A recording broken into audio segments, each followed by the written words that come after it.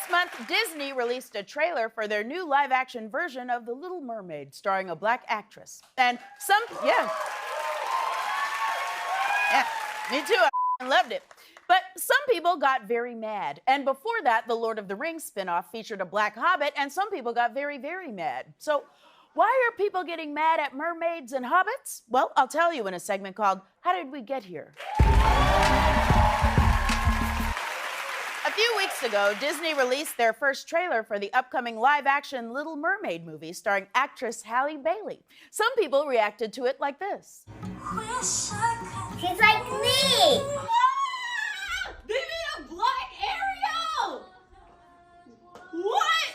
She's brown like me. Yeah, she's brown like you. I'm so excited to see the movie. We're gonna go see it when it comes out in the theater. Yes! And some people reacted like this. From a scientific perspective, okay, it doesn't make a lot of sense to have someone with darker skin who lives deep in the ocean.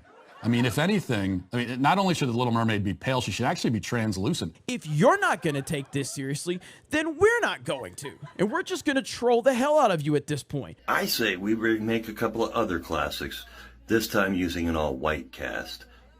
I say we remake Roots. Hey, wait a second, because that I would see. My name's Kunta Kinte, but my friends call me Toby. It's ridiculous to be mad that Ariel is black. There's only one good reason to be mad at Ariel, and that's the fact that she is constantly bragging about all her thingamabobs. Oh, really? You got 20? Well, Ariel, some people don't have a single thingamabob, so check your thingamabob privilege. But it turns out there's a reason white people are so mad about The Little Mermaid. It's because of something called the empathy gap, which sounds like a new store at the mall. But it's actually the scientific concept that people have a harder time relating to someone who doesn't look like them. And when it comes to entertainment, the empathy gap means that a lot of white people don't want to see movies starring people of color. There's even research to back it up. A study from the Journal of Communication says that in romantic movies, white people showed, quote, significantly less interest in seeing movies with mostly black casts than in seeing movies with mostly white casts, which is crazy because if you didn't watch movies with black casts, then you're missing the single greatest cinematic moment of all time, which of course is this.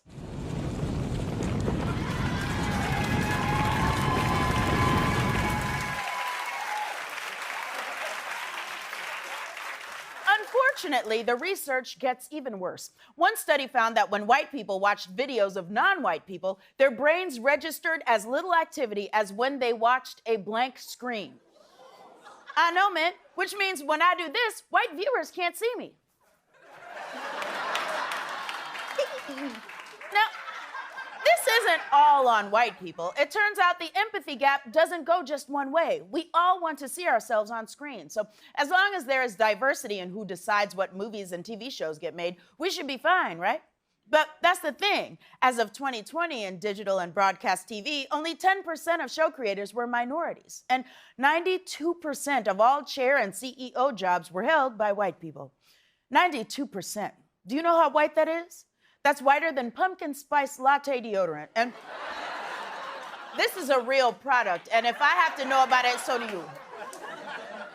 The problem is all those white executives aren't immune to the empathy gap.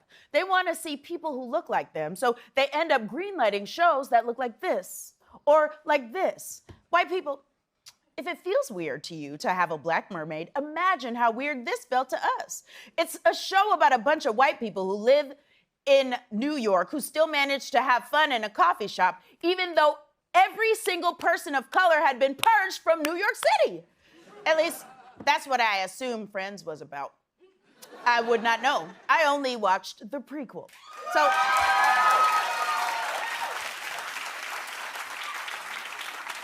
now we all know the problem, right? The problem is an entertainment industry run by white people who want to see themselves on TV and viewers who believe a lady can have a fin for a butt, but not melanin. So what's the solution? Well, believe it or not, it comes back to this. See, even though it makes the world's dumbest people furious, casting a talented, gorgeous black girl as Ariel is exactly how we get through this. Because just seeing different kinds of people on screen helps empathy grow. One recent study showed that exposing white people to black faces increased white participants' subsequent liking for a different set of black faces. So basically, Black Ariel is going to help people get excited about Black Belle, or Black Sleeping Beauty, or most importantly, Black Captain Crunch. And frankly, the sooner we get a live action version of that, the better. And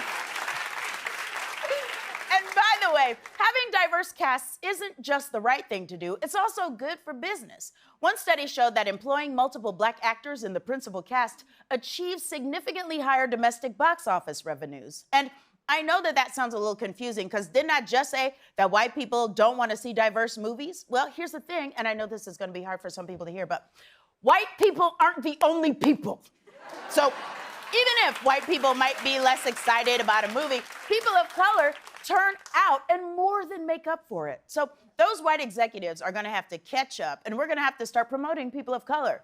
Not because they're woke, a word you totally ruined, but because people want to see shows like Squid Game, or a Black Lady sketch show, or The Amber Ruffin Show. And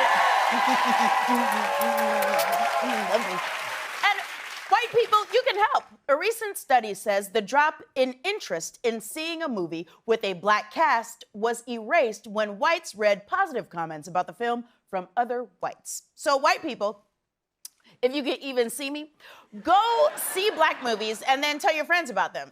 I tell them myself, but I'm just a blank screen. Now, I know that making a bunch of movies with black people in them isn't gonna cure racism, but ain't nothing. It's a start. And if we can do that, then we can finally focus on what really matters, making sure every single person in this great country of ours has their fair share of thingamabobs. This has been How Did We Get Here?